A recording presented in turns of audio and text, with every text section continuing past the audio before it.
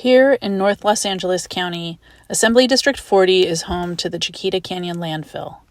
Based on satellite images, it appears to be the largest methane polluter in LA County, which operates near the communities of Valverde, Castaic, and Santa Clarita.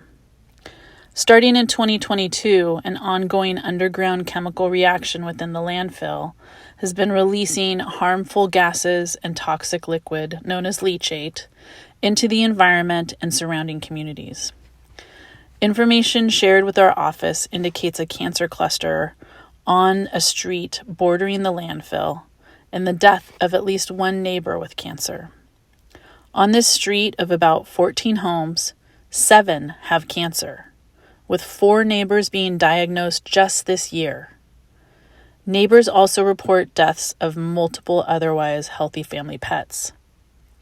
Gases spreading known cancer-causing chemicals like benzene have also been causing health impacts like headaches, nausea, bloody nose, burning eyes, skin rashes, asthma, vertigo, vomiting, tremors, heart and breathing difficulties that require ER attention, and more. Given the dire health impacts to the community, I attempted to gain on-the-ground experience by staying with Jennifer's family on the same street bordering the landfill in the Cancer Cluster neighborhood. This video diary details my experience. We own the property across the street as well. We have a trampoline and playground for our kids that we put up, and they haven't been able to use it in the last 2 years very much at all, because the VOCs are always too high. The air is not good, and I don't want them outside breathing that air. My daughter will complain of headaches. The boys get frequent nosebleeds, and so anytime that we just try to keep them inside, they do better inside, which is sad because kids should play. They should be outside. Yeah, I've had 3 chickens, a duck, a tortoise, and our dog all pass away this year alone. But the tortoise was supposed to live. The tortoise was about 20 years old, and she was supposed to live to over 100. And just out of nowhere got sick, and she was gone before we could even do anything.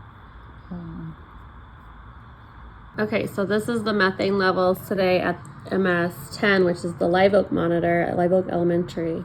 And this is methane. And you can see it's not down here like the 200 levels like it was in Valverde. It's up high consistently. And then it peaks even higher later in the day. It's like off the chart. You can't even see the top of it. Right. So this is what our community is being exposed to, and especially our children that are attending the local school. The elementary school. And then I kind of stopped just because I feel like it's getting us nowhere, and it's a full-time job to keep track of everyone's symptoms. But this goes back. I've been emailing public health for months and months and months. Oh my gosh. I mean, all the way back to last year, 2023. And we would give them, so that's a full year of reports to the public health. Over a year. And they just say, and every time he's like, oh, add it to the log. It just says, well, add it to the log, and that's the most we hear out of it. We never get any advice, anything out of it. So I'm gonna get ready for bed. We're gonna see how the night goes, and then I'm gonna go with Jennifer and her kids. She drops them off at school in the morning at Live Oak Elementary, which has some of the highest levels in the area. Still have a low-grade headache. My eyes are really burning. Like, I want to just keep them closed because they're so irritated. And I feel like I'm getting a sense of it. My throat is kind of like sore or raw feeling, and you can see my face is pink, like my skin is hot to the touch, which is weird because it's not like it's that hot here. Okay, it's morning time. It's 6:50 in the morning, and I just woke up. I heard trash trucks in the distance, so we're gonna open the door and see. Look at that, it's pretty flowers outside. Ugh, and nobody can enjoy outside. The trampoline the kids can't go on. This is a working class and middle class community. I see a woman here is getting recycling out of the recycling bins because folks in this community are struggling just to make ends meet, and now they have to pay for running their AC 24/7 because they can't open their windows. They have to buy air filtration. There's some help from the landfill, but there's been a lot of trust broken, so some people won't take any of their help. And it's something that we cannot accept. We have to get folks out of here until it's resolved. We have to protect public health, number one, and that's what I'm fighting to do.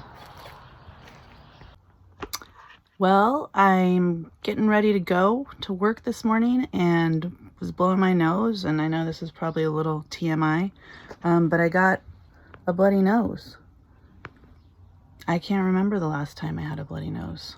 So I'm saying goodbye to the trailer I stayed in last night. Jennifer and her family were nice enough to host me right here. Oh, there goes the garbage truck. It's garbage day, as you can see.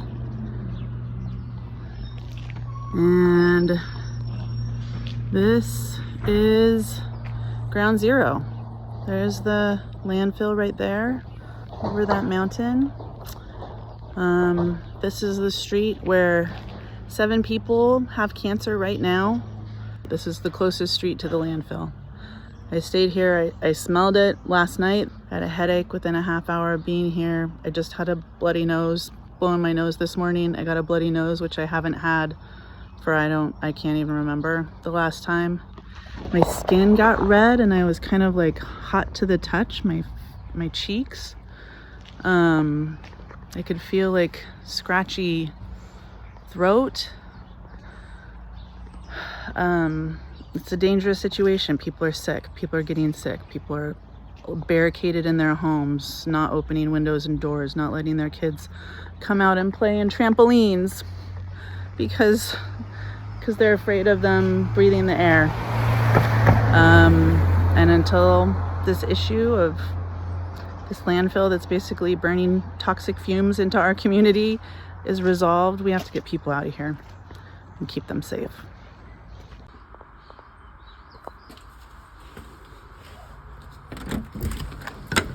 Knock, knock. Good morning. Good morning. You guys ready for school? Yeah. Sleep. I slept good. So we just dropped the kids off at school, Live Oak Elementary. The VOCs are supposed to be about 50. They were over 600. Over 600 right near the school. Over 600. And I feel like my chest feels tight. Well, thank you, Jennifer. Yeah, thank you for staying in our community and helping us. And yeah, we can get somewhere. We're gonna get it worked out. We're gonna help people. Well, I really appreciate you and your time and yeah, of course. So I came back out to Jennifer's house because I wanted to get some better video of just how close the landfill is to their homes.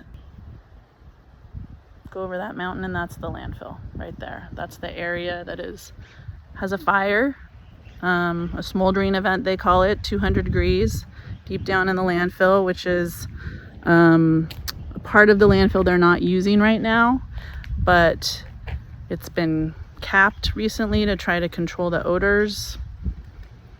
It really smells right now.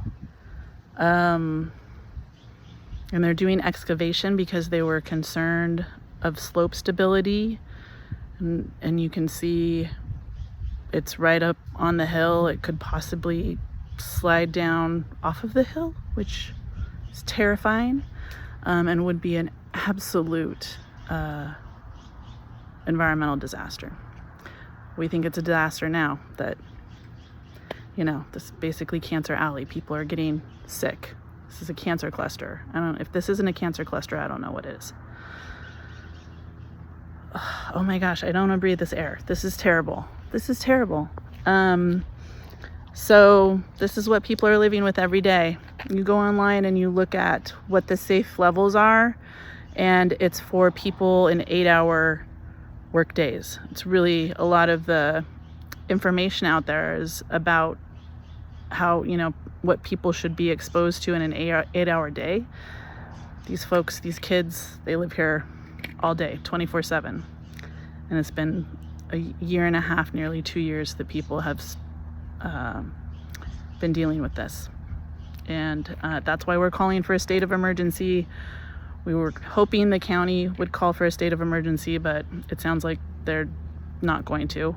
We're definitely asking the governor and the state of California to do a state of emergency, make sure that we get safety precautions for our community, that they're able to leave the area when it's dangerous air levels, they're able to leave until this is resolved, and that they have the support and resources that they need, and that there is a real comprehensive and longitudinal health study done that not only assesses people's health now after being exposed for so long, but also follows them long term.